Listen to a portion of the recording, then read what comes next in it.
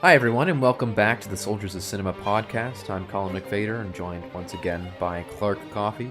And today we're talking about Lesson 8 in the Werner Herzog Masterclass. This one's all about leading the platoon and, being a leader on set as a director, or even, as a producer. This is kind of universal kind of instruction for what you can do on a film set to make things run more smoothly.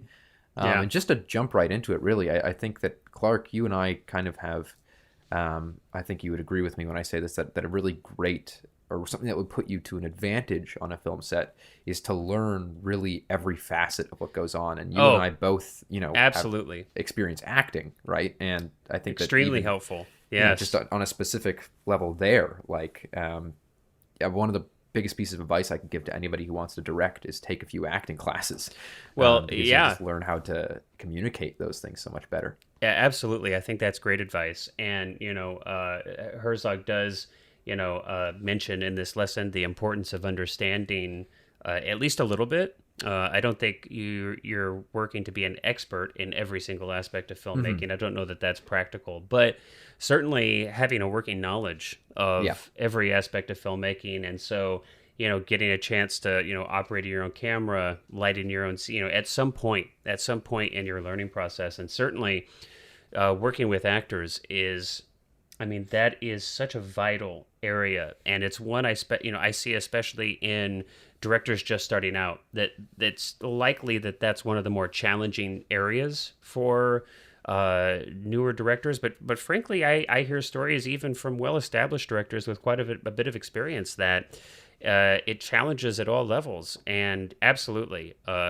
studying acting for a period of time, working in a room with actors in a class, I would say, 6 months or so. I would give it actually a decent amount of time. Yeah. That's not going to turn you into a great actor studying it for only that period of time. But what it will do is certainly open up your mind and your heart to what the actor's process is, what they go through, because it's a hell of a challenging job on set. So absolutely. It'll just arm you with the knowledge to be able to communicate effectively with them too. No question. That's a huge part of it. I've had experiences on sets where the directors clearly don't have that. Oh God, me that too. knowledge, and it's like, oh, it's horrible. And I luckily, some instances I have been acting, but some instances I've been doing whether that's DP work or just camera work or whatever. Yeah.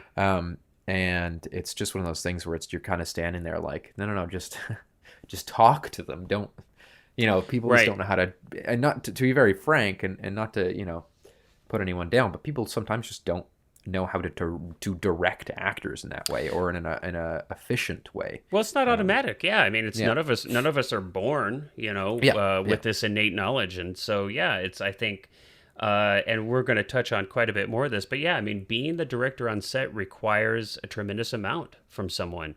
And part of that is that, you're going to have to know a little bit about every single position. And, and I think, acting is such a delicate, art, frankly. And, one of the director's biggest, challenges is to create a conducive environment for actors to really be able to do their work and do it well. And absolutely, understanding what that's like to be on that side of the fence will not only help you communicate better with them, and every actor is going to have a slightly different way of needing to be communicated with them, and you're going to see that if you study acting for a while. But creating a set that's conducive for good performance is just it's obviously one of the vital aspects of directing. So I couldn't agree more. But I would extend that even further. It's edit some of your own work, and most of us now in this day and age. That's one of the great things about where we're all at with the technology of filmmaking is that you're likely not only are you going to get a chance to do this stuff, but you're probably going to have to do some of this stuff on all these things on your first few films, right? I never set out wanting to be an editor, but hey, who was going to edit those first half a dozen short films that I did? It's going to be me. But it really did teach me a lot. I talk all the time about with my students, and I say, like, you should, not only is learning to edit good for, being able to edit your own shorts and things like that, But it's also super important to learn how to think like an editor when you're directing, Yes. and to kind of be Yes. on set and go, oh, you know what, we need to pick up an insert of, Yeah. a hand on that doorknob over there because that shot's not going to cut with that shot. And kind Yeah. of just being able to have those moments on set and to be able to, work around that and kind of think about this master playlist of like shot to shot, what is going on. And it's actually kind of funny because I know that a producer will often say that, what I want to do is make sure that the director doesn't have to think about 7 scenes down the line or 6 scenes down the line. I want to make sure that their job is as simple as possible so they can think about Mm. the scene that they're on. And that's great. And that's hugely advantageous for any director. But at the same time, that's more logistical stuff. Whereas as a director, you should be thinking about the whole movie creatively. Absolutely. Absolutely. You should constantly have what the last scene, what the last shot, what the last 10 minutes of the movie were, prior to this moment, especially, as most movies are not shot consecutively. Right. You've got to really get a grasp of that kind of idea of like what's coming before this and what's coming after this. Well, and There's the joke. Sorry, go ahead. Oh yeah, no, please go ahead. Hey, you're telling a joke, man. I want to hear this. It's not a very funny joke, but it's like an old, not old either, but there's the old kind of thing that a bunch of people who have worked with James Cameron always say, that he can do any job on the set better than the people that are doing them, and whether or not that's actually true is, Right, who knows. right, But I right. think that the message there is clear that, again, like you said, as a director, you should have a knowledge of what every department is doing, not an expertise, because as you said, I don't think But that's a working attainable, knowledge. but yeah, exactly. You should Well, be and able to go to the lighting crew and have a conversation with them about what's going on, costumes, and just, Yeah. be aware of everything going on the set. And I want to just say too, I think editing isn't, they're all of course vital, but editing is so fundamental. I mean, editing is what makes film. Yeah. And I just want to add a little bit more to what you said, was that it's not only about being able to think in what's come before and what's come after, but you can really tell when you've spent time editing, you start to understand the rhythm of scenes. Editing is really going, like when you really have to sit down and you have to massage these moving pictures into scenes and into, of course, a final film. I think you get a much more visceral grasp of rhythm and of how a scene moves from one to the next. You'll start to pay attention to being able to shoot where it gives you the option to cut on action or movement. Just all these little things that are almost even hard to articulate necessarily, but that add up to a rhythmically satisfying film. Yes. And editing can really help you see how that's actually done. And it's not to say that you're going to be, and ideally, I think, a director shouldn't be editing their films, but the director obviously is working, right there side by side with the in the editor. editing suite with Yeah. and knowing what the decisions that are being made are like why they're being made. And I mean, as many people say, editing is really the last writing phase of a movie. Absolutely. Also- and it's I so mean- easy, right? I mean, just logistically, I mean, there are many software options that are not very expensive. Or even free. Do you just, not to get like too into the nuts and bolts here, but do you use DaVinci? I do. I have the full version though. But isn't there still, like, it's limited to like 1080p, but do they still have kind of the free edition of that? Yeah, the free version still exists. So there you go. I believe limited to. I never used it. I only ever had the full version. But, Right. But yeah, I think it's limited to 1080 or something. But yeah, exactly. It's free. full NLE that is a industry standard really for Premiere, color rating. But Premiere and Pro Premiere, is I don't know how much it is now. I've got the entire suite of Adobe products, and I think it's somewhere in the realm of, like, I don't know how much it is. I think I don't even want to say. It's not outrageous, and they may give sometimes a free month here and there, but you only have to pay for it for the period of time you're using it. Yeah. And relatively speaking, it's ridiculously cheap for the power that you get from it. And there's so many tutorials too on YouTube that are totally free. Tutorials on all these software, whether it's DaVinci or Premiere, or I don't know how many people are using Final Cut anymore, but it's very available to almost anybody. So highly recommend that. And Yeah, and tutorials are all over the place online. You don't need to go in yeah, and take a class. You can just literally look it up and watch a few YouTube videos and really to learn the they've basics. gotten quite a bit more user friendly. I mean, Yeah. maybe I don't know. It's hard for me to judge. I've been using them for quite a while. They seem mostly. Sometimes there's some quirks that are really wackadoodle that have me scratching my head. But I mean, for the most part, Yeah. Avid, no, but yeah. Well, Avid is the one that I don't have as much experience with. yeah, Avid I don't think will ever be user friendly though. I Yeah. think that's their shtick. Yeah, you're right. Right. It's like they have to keep that bar, that barrier to entry high, Yeah. so that it's extra special. I was curious. I want to touch on something else. I want to go back just a little bit because it's extremely interesting to me personally and my experience as a director. So you talked about how you had taken acting classes, and how that was like right off the bat. You were like, I highly recommend you do this. So obviously that had an impact on you. Can you maybe share with our listeners?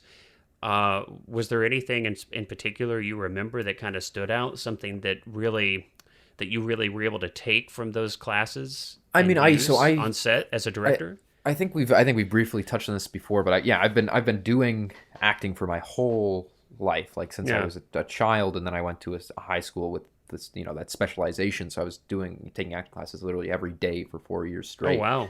Um, I didn't know and that. Yeah. and so I did a lot of stage performances and things like that, but very different type of acting than film acting. But For sure. there are carryovers, but Yeah.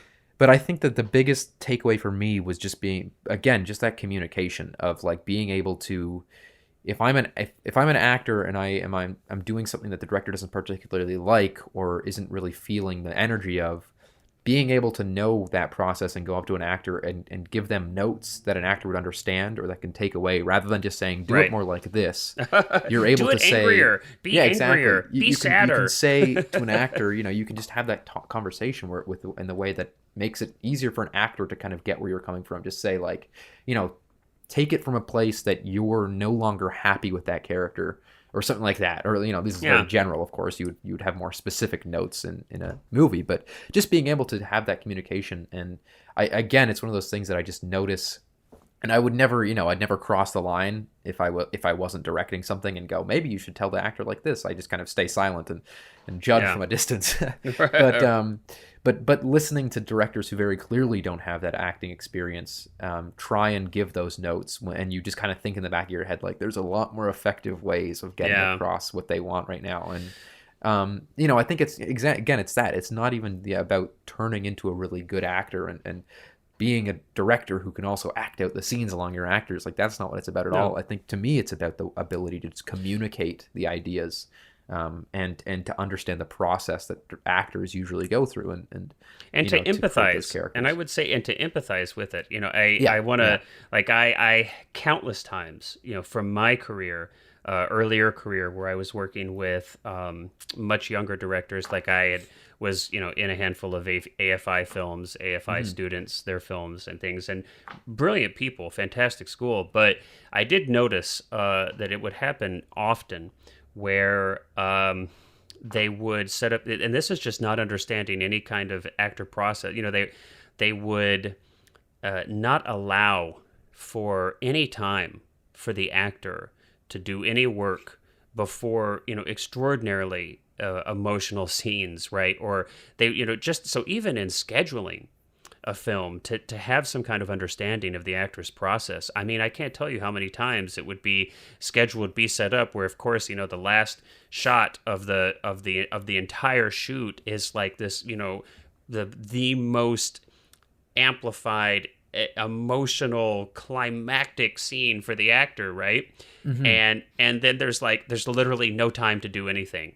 They're like, okay, we've got 15 minutes to do this from 3 different setups, and I'm like, you've got to be kidding me. And just just a total lack of understanding, Or even empathy. starting with that sometimes too, like when a director's like, okay, Oh, first right, shot is sure. going to be this huge emotional monologue moment or something, And just you're go, like, just Yeah. go. It's like, Yeah. okay, we haven't even met each other. We've, we don't have any kind of rapport. We've not worked, boom. So it's, so not even just a communication, but just an overall empathy and understanding. And that, affects everything from scheduling to the order of setups and shots, and whether you're working from wide to close or maybe vice versa to help save an actor's save their energy, Yeah. or help them. It's just so yeah, couldn't recommend it more. But And I mean, again, just being able to blend all that stuff too. I really like one of my preferred ways of shooting any moment of dialogue isn't just doing over the shoulder and getting coverage of inserts and stuff like that. And Herzog does go over that in his first couple episodes. yeah, But rather, I like crafting a really well blocked, almost like a tableau, and having the actors play those scenes out in one scene in like one theater. full take. Exactly, like Yeah. theater. And what that not only does that make a really interesting visual style. I know Bong Joon-ho also really likes that style of just Yeah. kind of having a still observational camera look in on a scene. Mm-hmm. But it also allows the actors to, and I know there's interviews with like Samuel Jackson talking about this too, where he says, when that is the style of filmmaking, the actors can play off each other. It's not me sitting at a table with a camera in my face, Oh, delivering absolutely. the lines 16 times over and over again for every Yeah. single different angle. Yeah. It's us getting a moment and acting out a scene together and just capturing that on. And Yeah. that's not to say that you can't do neat things with the camera, because there are so many. Again, I mean, look at Bong Joon-ho. His scenes are directed like that, but I don't think anyone would say that his shots are flat Or boring, yeah. or Right. or fly on the wall even. And They're it's just a great very, point. yeah, they just allow the actors to work, and I think that's where this blending of the whole process comes in, of learning, Yeah. just a touch of every single department, where you can go, all right, this is how I'm going to work with the actors, and then I'm going to combine that with the way I'm going to communicate that with the camera department, and kind of say, this is what we're looking at, and you're Right. able to bridge that That's gap. such a good point. That's such. I just want to go back for just a second. That's such a great point. It's not even in communication to the actor or conduciveness to performance in how you've constructed the entire set and schedule, but the actual construction of the shots themselves, and being keenly aware of how actors work and how important it is to be able to be in that moment and be with other actors. And as much as possible. I mean, I think this is one of the reasons that Herzog goes to such great lengths that he goes to actually be in the Amazon, to actually be pulling the ship over the mountain, to actually be in the places, to have Christian Bale actually eating the real maggots, is that it's, and because we've seen this in so many films, I think we've talked about this in, other episodes, right? Like where everything is green screen, actors are performing to a tennis ball. Yeah. Nothing's real, nothing's there. And it's like you're doing everything imaginable to destroy an actor's ability to give a great performance when you do that. And that tangibility.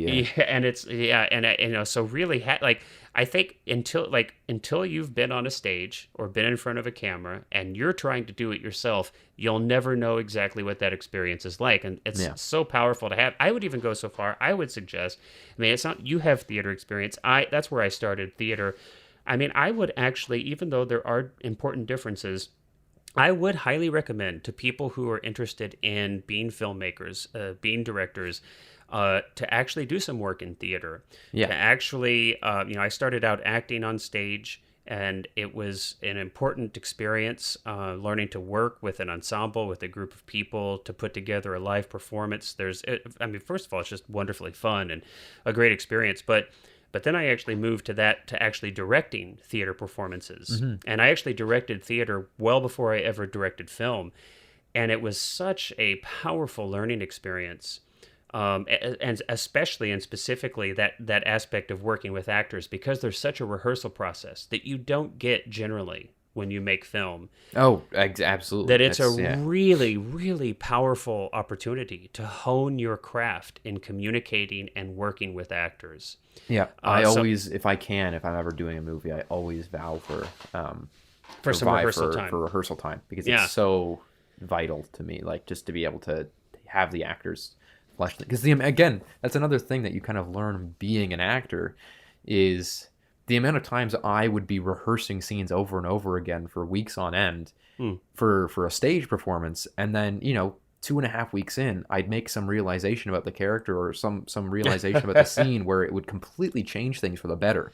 For sure. And it's like it took me 2.5 weeks to get there. I can't imagine the opportunities that are missed by just skipping rehearsal processes. Well, in one of film. the things, yeah, I mean, one of the things that I try to do, so it's not, you don't always get rehearsal time, and I'm working on a feature film now in pre-production on a horror film that's going to be shot up in Seattle, and we're not going to have rehearsal, and the reason we're not going to have any real rehearsals are because it's just logistically not possible. The budget will not allow it.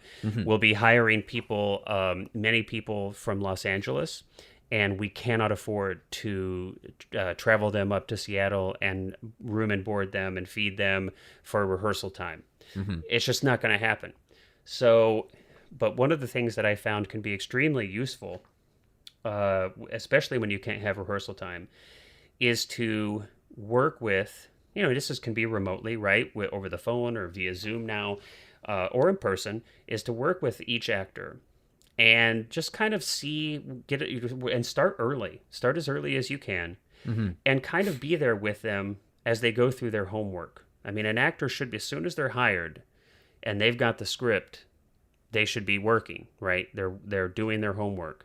And different actors will have different ways of doing that homework. But it's so important to be there with them and really be communicating, and and give them a ton of space. Which if you cast them, that means that that should mean that you trust them as an actor. But be there, and you'll start to learn what's their process, what direction are they heading in with their characters, how are they seeing the film, and you can massage your vision as a director, which certainly you should have, into their work so that everybody's on the same page. So even if you can't do a rehearsal, I think it's a really powerful tool to work very closely with your directors with your actors during that homework process. Yeah. And I think, again, it's one of those things, as you said, so many movies, especially indie flicks, don't really have allowance in the budget for rehearsal. But yeah, if you can, I would say always push for it as much as you can, because there's even things like just getting options in rehearsal and kind of, just sitting down in a studio and just kind of saying, okay, let's try this scene, but let's have you come in as though you are really low energy, as though you're tired out, and then you can do the scene like that. And then if that doesn't work, then you can say, okay, let's try it now that you're frustrated, you're coming in, you're high energy, you're already hot-headed, you're coming in, and it's like, it's things like that in theater that you can do so often, that you can do over and over again, because of course 90% of the process of theater is... You should try TV. Oh yeah, I've shot TV. I've never acted in TV. You want to talk about no rehearsal? You want to talk about even further? You should try soaps. Oh man, yeah, I've got some fun. It's amazing. I think I've seen you. I think you showed me some of your. You showed me some of the things that you're on. Yeah, it is wild how fast you shoot on a soap, and you're like always shooting. I don't even know if it's just extraordinary. But even in regular TV, and just one of the things that actors, to give like a small window into, if you aren't familiar a ton with what actors do, most work for actors actually kind of comes from television. Most paying work comes from television. There's just not as many films shot. There's not as many roles. So commercials or television. But we're talking about legit work, TV. 95% of the time, an actor, when you're cast for a television role, you don't get to do anything. You don't even talk. You pop out of your trailer on set the day of the shoot, and you walk into an action scenario. It's wild, man. I mean, you're not talking to the director. You're not rehearsing nothing. You've hardly met anybody. You've likely hardly met anybody even, it's amazing. I'm talking about, this is like co-star type roles, which are usually what's offered to actors who are kind of starting out. But every actor has to go through this, is my point. Yeah. So, a lot of actors, they have the capability to jump in and run, but certainly being there to help them and work with them is something that they're going to really appreciate. So, yeah, no, I mean, it's a TV is a different beast, especially live TV. We can talk about, we can maybe have an episode where we talk. I've got some great stories from all that time on Bold and the Beautiful, man. I mean, even just down to like lighting, you don't even have time to. It's put up a light and shoot it. Well, everything is just everything's lit in a generic sense, such that at least for a soap. Obviously, for single camera, I mean, there's some shows are lit with the meticulousness of a feature film, Yeah. obviously, of Yeah. course, but. And I want to point out something that we kind of missed, but it was, but Herzog actually starts this lesson off with this, and it's a good time to bring it up now because we're talking about. I mean, it can seem overwhelming, right? You've got to know about all these different departments as a filmmaker, and it's a lot. But I am kind of, I don't know how to say this. I'm like, it makes me smile, makes my heart kind of smile to hear that Herzog is still, his first moments on set, he kind of suffers from imposter syndrome, Yeah. and he's like a little bit scared and he's thinking to himself, well, he's doubting himself. Can I do this? Is this, am I imposter? What have I done to deserve being here? Am I good Yeah. enough to be here? And I mean, seriously, it's like, makes me feel so much better to know that even somebody with as much experience as Hmm. Herzog, somebody who seems, so in command of his voice and his vision as an artist, as a filmmaker, still has this happen every time he's on set. The first, that first shot right before that first take. And so, I just, for everybody else out there listening, I mean, even Herzog has these moments of doubt. It's an ongoing process of learning and refining. So it doesn't mean I don't want anybody out there to take from this that, well, before you ever set out to direct your first project, you should spend a decade, studying acting, then studying cinematography, then studying, costuming, then study, no. Get out there and do it right now and start learning. But it's certainly, don't stop learning, and be sure to spend time learning a lot of different departments, a lot of different areas. Yeah. But I don't know. I Exactly. was I was happy to like, it made me smile when Herzog started off the lesson that way. Personally, I'm like, oh, shoot, it happens to him. Yeah, gosh, geez, it happens to me all the time. I don't know. Exactly. I mean, Do you ever get that? Do you ever get imposter syndrome a little bit? Because gosh, I yeah. definitely do. Yeah. No, I mean, of course. I think that was, I mean, one of the most difficult things about the that Hitchcock kind of experiment I did recently was I felt totally just Yeah. abysmal after it because Oh, I was balancing acting, and it was the first time really on a major thing that I'd balanced acting and directing at once, which I'm yeah, never doing again. yeah. But That's I challenging, just man. remember feeling like just so inadequate both before and after and during, when it was just like you're trying to, and I mean, I know that, I mean, I've done enough work before that I know that I could direct something, but it Yeah. was such a major feeling of dread of just like, Well, I can't do this. It was, yeah. so I just, it's like, I really think there's a great book out there, The Courage to Create, which I highly recommend anybody read. But it's so true that it takes courage to create. Creating is not easy. I don't care what medium you're working in. To kind of bring forth something from your imagination and bring it into the world and realize it is scary. I think it's just kind of part of the human condition. If it's not scary, that might actually even be a problem. You may not have enough skin in the game if it's not scary. You may not, there may not be enough of you in it if you're not at least a little bit afraid. Um, but yeah, it made me feel a little better that he could relate. So Yeah. I want to talk too, about moving into what I think is the most important. So we've talked about that a director should have this working knowledge of every aspect of filmmaking, but I want to talk about what I think is even more important than that, and that I think fundamentally defines the role of director, and that is vision. Hmm. Yeah. That, I mean, 100%. And Quentin Tarantino, I won't quote him, but I can kind of paraphrase a little bit.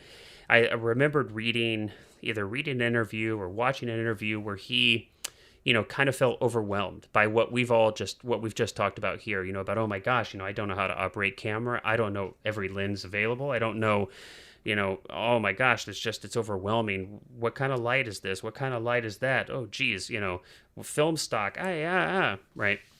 He's Hmm. like, I was overwhelmed.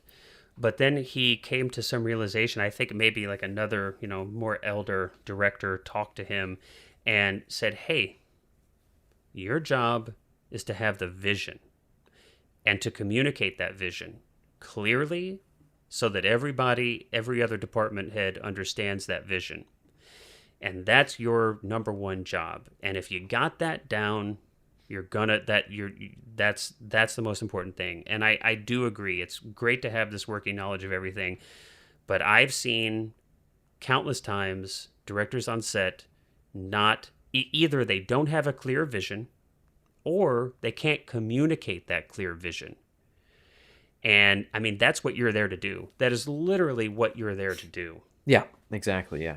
So, Herzog talks about that, about how important it is to not only have that vision, but then to be able to communicate, and even further, to be able to inspire everybody else on your set with that vision and really be able to light a fire under people and get them on board and excited about that vision, Yeah, and I've got to say, too, that the times that I've seen film sets fall flat or things not work are when people take direction as like a managerial position and only a managerial position. Oh, and good way get to on say set it. and Yeah.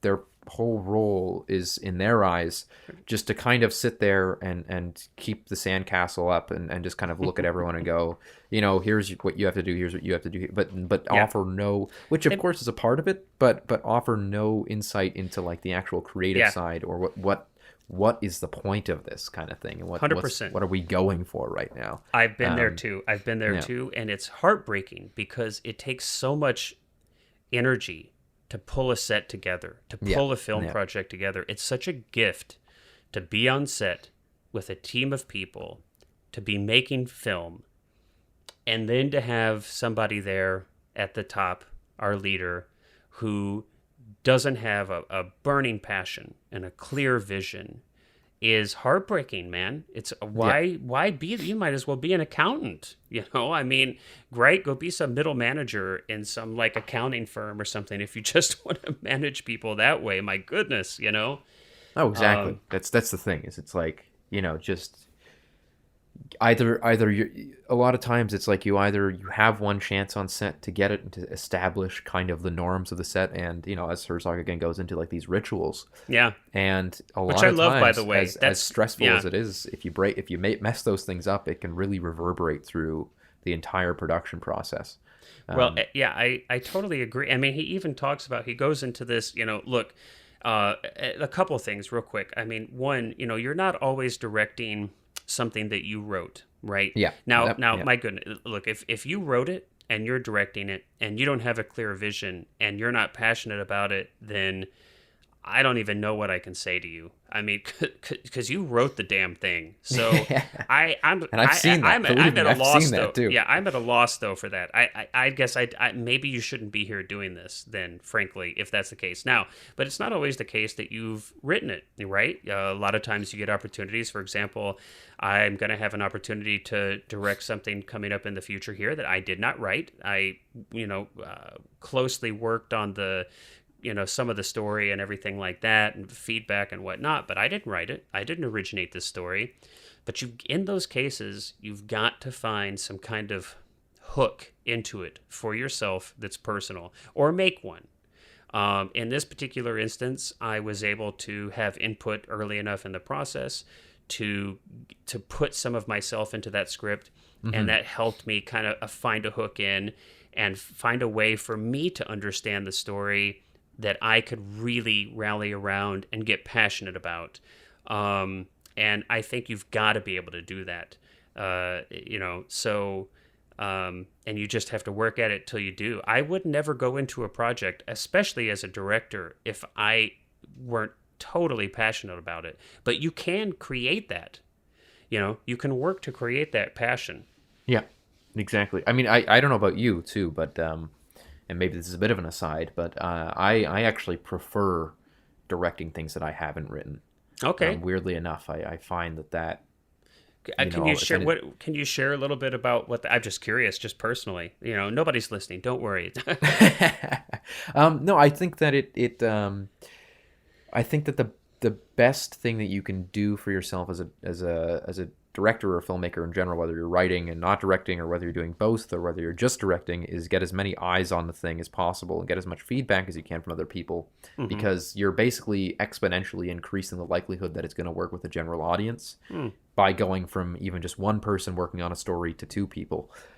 So what I usually like to do is I like to get a script that's already written by somebody else and then read it as an audience member, Yeah. and kind of go through that script as in what I'd like to see in there, and Okay. make changes that way, Yeah. and kind of go through like that. I mean, I know same with Kubrick. Kubrick was very similar in that he liked to, most of his movies that he made were based off of books, and whether or not they were, totally accurate to the source material is kind of irrelevant. It's more just the fact that he's said in interviews as well that his whole, like, the joy of his creative process was getting something else that was already pre-existing and almost like turning Right. it into a movie, as opposed And to making it starting his. from complete scratch.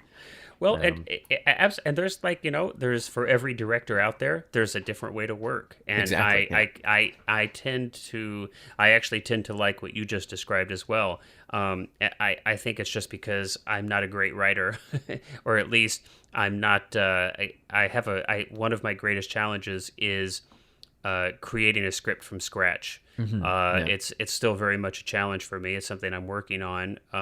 But I definitely do have a skill for taking a pre-existing story or script and being able to get as much out of that idea They had to punch it up, as right? possible, Yeah. or to kind of synergize it, to take some other ideas that hadn't made themselves aware to that original writer, and hopefully elevate the script even more. So it's I agree. I kind of am probably in the same boat as you.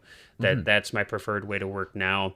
Of course, I would aspire to be, writer director, to actually craft my scripts from scratch. I aspire to do that, but I don't know that that's always necessary. There are definitely great directors out there who've directed either other scripts or adaptations of other people's stories. So no question, there's a lot of ways to go about it. Yeah. I mean, as you said, I think that's an important part too, is that there are 1,000 different ways to direct and direct effectively. And there are some very famous directors that do write and direct all of their own movies. But there are also some that really, don't, that just kind of are there for the direction part of it. But again, like you said, it's interesting because it's so often for me, it's like there is almost a writing process for me, because there is almost a rewriting of that screenplay and Right. turning it into something that I'd like to Right. direct from the initial draft. And in the process, you're developing your passion for it, Yeah, right? Just to exactly, kind of, it's now, it's never happened to me, but I would imagine it would be the case, though, that there are sometimes you may be hired to direct a project, of course, and you don't get the opportunity, you don't have the option Yeah, to yeah. to radically or maybe even subtly change the script. And of course, if you're directing television, this is definitely the case every single time, because the directors for television aren't the head honcho. Yeah, The you're writers, kind of just coming in for an episode or two. that you're really. just coming in, you're a hired gun for an episode. And of course, television is a writer's medium, so you'll still have to find a way into that, a hook into that for you, and that may take some gymnastics, so to speak, some imagination gymnastics, but usually you can. But let's segue into a little bit more of how would I even say this? Herzog talks about the way he kind of enters into this conversation is by talking about maintaining formality. He talks about when you're working with your cast and crew, at least he said for the vast majority of his career. He said maybe this is changing a little bit now as he's getting older, but he talks about maintaining formality, to be kind, to be polite, to be professional, but to maintain some distance. And he tells a story, I think, about unless he's like been like known somebody for 10 years and gotten drunk and, you know, like all these, and been to prison and everything, you know, not until he's like been through so much does he actually start to like speak, you know, casually with people. Yes. I mean, what are your thoughts about this? I'm kind of, you know, torn. I definitely can see the, you know, some of the importance of that, but what are your thoughts on level of casualness or formality with your cast I and mean, crew? it's not how I work, I don't think. Yeah. I am somebody that at the end of the day would be happy to go get a beer with the cast and the crew and kind of form those relationships there, because I think that's a pretty important way of doing it for me. But I can Mm-hmm. also totally empathize with the idea of, you know, even him saying to Nicolas Cage that like, no, no, no, we show up on set and then we Yeah. talk on set, and other than that, we don't speak, and not even in a rude way, but just in a like, this is how I work my Right. process. Right. I can understand that, and I think again, it's one of those things that it's like, what works for some people works for some people. Well, I'm I curious. again, I think that I put more value on the elements of like being able to make everyone comfortable with openly communicating on a set, and you know, and having an actor having a relationship with an actor to the point where they can come up to me and kind of say, hey, I'm not feeling this, or I'm, you know, Well, XYZ certainly would on want certain that. things. Yeah, I um, mean, I agree. I think I definitely would not want to reach a place of formality to such extent that an actor or crew member would be afraid yeah. of communicating with me. Boy, that would be the exact opposite of what I would want. But I mean, so for you, I'm just curious. Then, I mean, if is there any means with which or sort of ways that you kind of have some sort of divide though, like Oh how yes. do you maintain your directorial like I'm the director, and yes, this is not, you know, I'm not a dictator or something, Hmm. but I am the director, this is my vision. And I mean, if you're too casual or familiar with people, do you find that that becomes a challenge then at all? I think that it's less about establishing those boundaries and more about the attitude that you go in with. And I think that it's Okay. about how, at least in my experience, it's like you can change everyone's perception of you by just the way you talk to them. Okay. So if I'm talking to an actor on set, I'm still talking to them with authority, and I'm still giving them Well, that's direction. because you like scream and yell and curse, dude. I Well, yeah, mean, you know it's that, but I mean, of sometimes they get a little course. bit physical too, and um, I sick the dogs on We're them. of course kidding, But everyone. We're of course kidding. but no, like I think that again, it's one of those things where it all comes down to just the way, at least for me. I mean, this Yeah. again, it's one of those things that changes person to person. But like if I'm talking to an actor, I have no trouble being in charge while simultaneously being friendly, It's a and kind balance. of Sure. commanding that respect, but also commanding that respect because you earn the respect, not because you're demanding the respect. I think that's a There's a big good distinction. thing. Yeah, and I Yeah. think this is what Herzog speaks to, you know, Yeah. understanding Yeah. every department. That's one way that you earn respect. I That's a great way to put it. I think you're right. I think that you have to earn the respect as a director. If you walk onto a set and you're expecting everybody there to just hand over their respect to you without you having earned it, I think you're in for a much more difficult and less productive shoot than you have to be, Yeah. to put it mildly. And you know, I even want to say, you know, maybe speak a little more to that, how important your overall character is. You know, it might seem like it kind of goes without saying, but I think that it happens often that, you know, people forget that characters aren't just the, you know, the people written it, the roles written into a story that you're going to shoot. You know, character is what you bring to set, and your character is vital on set as a director. You Yeah. know, it's there is no division. You know, a director is just another word for leader, right? In Yeah. effect. Yeah. And a leader is absolutely positively, you know, completely holistically connected to every aspect of who you are as a human being. Hmm. And I think, you know, we see so many issues with ethical issues, of course, with Me Too movement. Oh, And absolutely. Yeah. um you know, it's, I don't know if I, and I'm not quite sure what the, I mean, look, none of us are perfect, of course. I'm not perfect, you're not perfect. I know you think you are sometimes, Cullen, but no. But you know, I mean, nobody listening is perfect. And so, Yeah. but it is, you know, how honest are you in your life? How patient are you? How loyal are you? your empathetic ability, your willingness to extend yourself to people, um, those aspects of your personality in your day-to-day life is what you bring to set, and those are the things that are going to either earn or lose your respect with everyone you're working with. Yeah.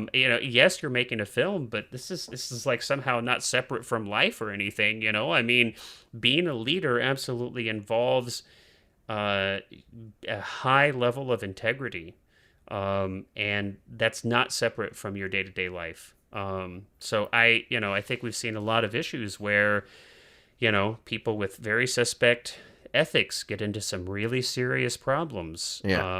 On sets. Absolutely. And again, of course, it's not to say that we're all perfect, but I mean, there's just some fundamental things that you should be bringing to set. Honesty and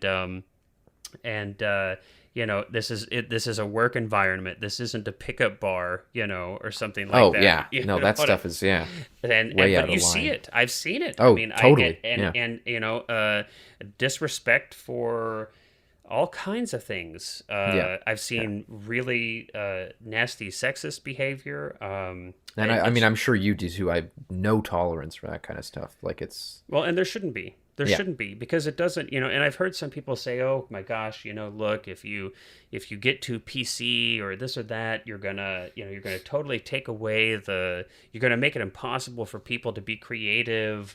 And that's just horsepucky, man. It's not true. Yeah. If you need to be racist or sexist or whatever else it is in order to be creative, then that's your problem. You might need to take a close look at what you are qualifying as creative as being. Yeah. I mean, I would hope it would go without saying, but I don't care what level you're directing at. If it's you and three friends, and you're working in your backyard, I mean, just start off pushing yourself to be the kind of leader that you would want to have yourself, and work toward that. And it's an ongoing process that will never end, because we're flawed humans, and that's just the way it is. But at least push yourself to do so. Anyway, to tie that back in, I mean, I think that goes along with earning the respect of your cast and crew.